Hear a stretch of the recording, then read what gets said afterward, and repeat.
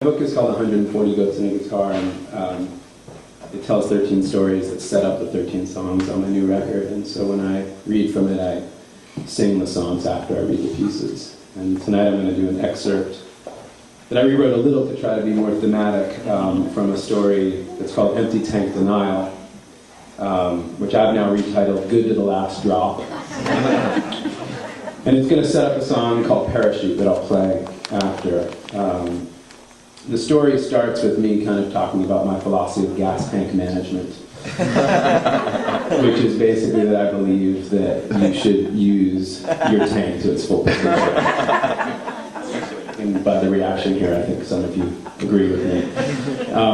And I sort of explain a little bit about why I think that that's the best way to do it, and admitting that it makes no sense. And then to just ensure that no one follows my advice, I tell two of the several stories when I, in fact, ran out of gas fully, both of which led to the writing of the song, which I will play for you. A few years ago, I convinced my wife, Sarah, to come with me to a gig in Nashville. It was late spring, and she was 4 months pregnant with our son, Jackson. She wore sandals and a sundress and looked beautiful sitting in the passenger seat, her growing round belly poking out between the seat belts. We were coming up from Atlanta, and the fuel indicator went on near the lakes around Chattanooga. There were trucks roaring by on both sides, and Sarah had been nagging me to fill up for a couple of exits.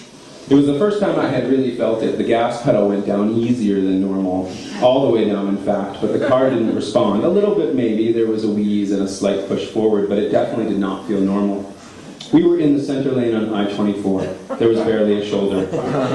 I think we're out of gas, I said, flat and calm, as if I had little to do with it. You gotta be fucking kidding me, Sarah barked back, not the least bit calm. The steering wheel became pretty tight, but I managed to get us into the right lane and then onto the shoulder. Not the easiest thing to do as you're rapidly decelerating and other cars are not. Nope, out of gas, empty.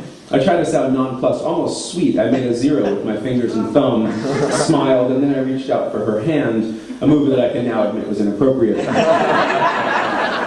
It's impressive how quickly a coasting car will slow to a stop when there is even the slightest uphill.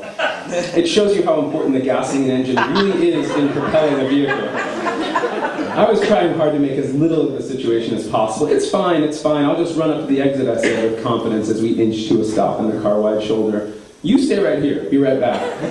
Although I could see the exit just a bend up the highway, highways were not designed for the common pedestrian. A half mile can feel really, really far when cars are blowing by you at 80 miles per hour and your wife is pregnant and pissed.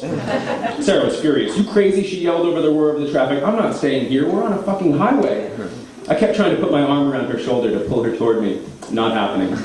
I also kept trying to convince her that the gas station would be a lot closer if we took the hypotenuse across this field, down the embankment to our right. People always laugh at that, and I don't know why. I still hold with it. But Sarah didn't like how it looked. No way, she said. We have no idea what's in that field. I wasn't sure what she was afraid of, but I knew better than to argue, and so I held my tongue. It was a good decision. After maybe a minute of walking, a beat-up Buick took pity on us and pulled over. Y'all need some help, a lady hollered back at us, her head poking out from the passenger side window. Her southern drawl was basically unintelligible.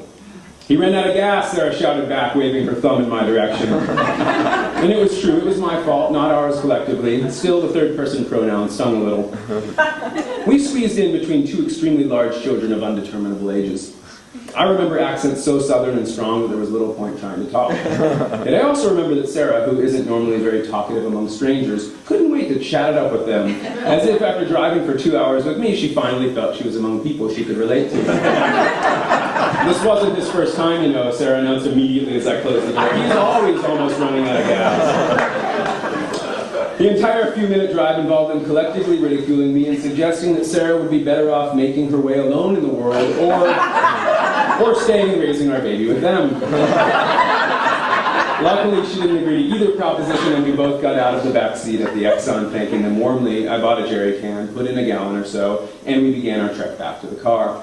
This time, the temptation to cut across the Wendy's parking lot and out across that field was too strong even for Sarah. We set off.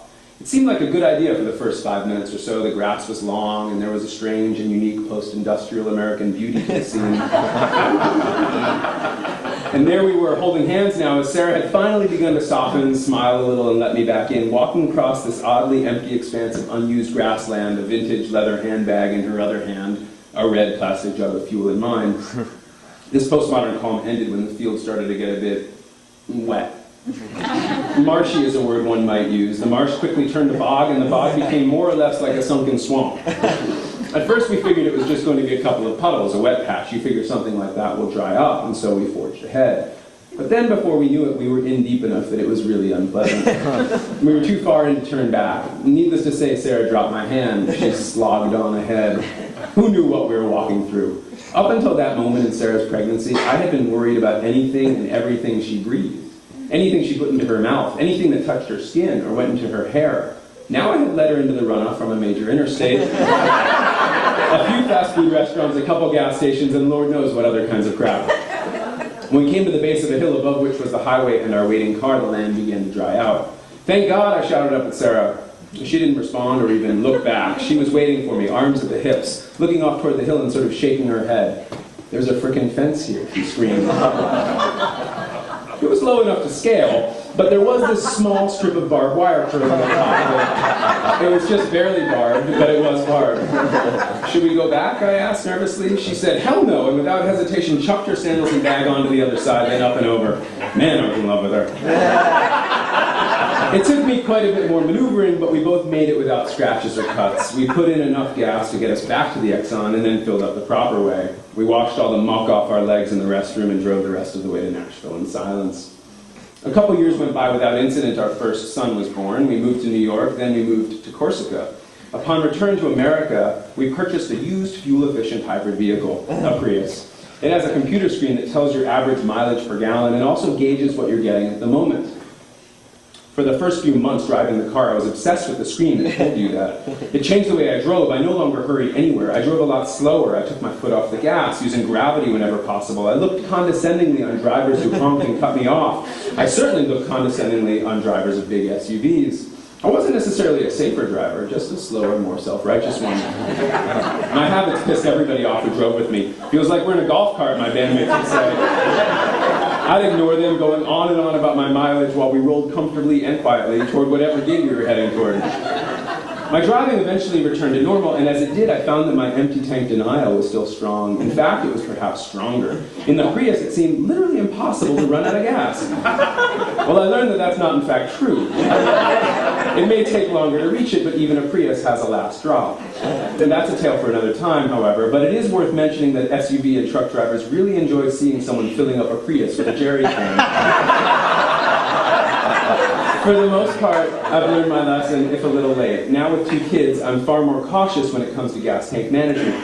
But I'm afraid that I still don't take running out of gas as seriously as I perhaps should. I still believe the last drop is a ways off. And even if it should come, I'm still more curious than I should be about what might happen if I'm thrust out of the ordinary. That's one reason I like songwriting. You can change a detail or two and create something romantic out of something that might just be a really big pain in the ass. In the song Parachute, which you'll hear, it is just that break in the norm that leads the characters to realize the depth of their love for each other. And I suppose there's a part of me that wants to be lying on the hood of the broken down car under the autumn sky in that song. But I don't think that that sort of romance is only possible in fiction. And maybe that's why I still don't see the refuel indicator in as urgent a light as I should. I can't seem to quite kick the curiosity of the unknown, wondering if we'll make it to the next exit, and if we don't, what will await us on the side of the road.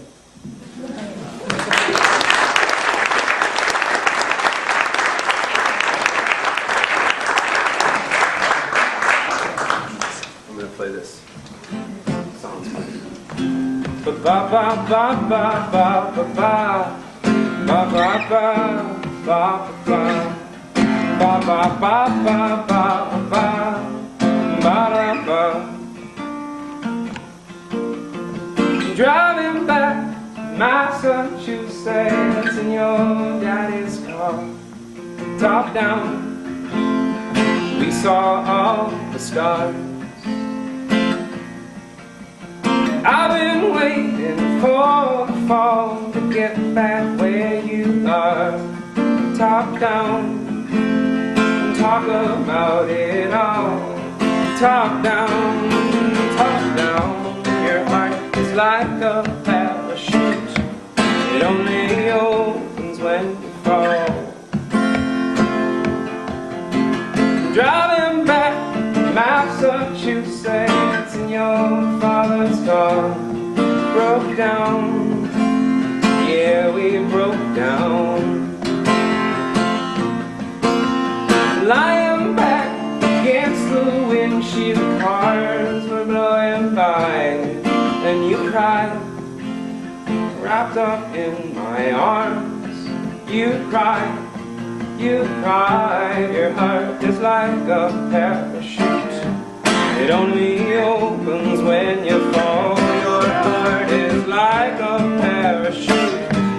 It opens when you're falling down. But look at me, I'm falling now. Come let me pull you open. And oh, the sky, you and I, trying to see so far. Oh, you and I, on the sky, trying to see too far.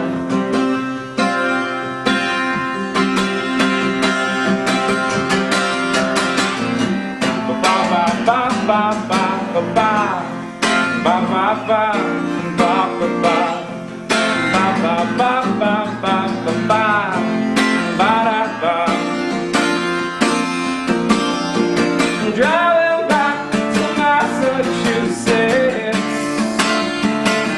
I believe this is who we are. I believe your heart is like a parachute. It keeps us both from falling down. Your heart is like a parachute. It keeps us both from falling down. Your heart is like a parachute. It keeps us both from falling now. Ba ba ba ba ba ba ba ba ba ba ba ba.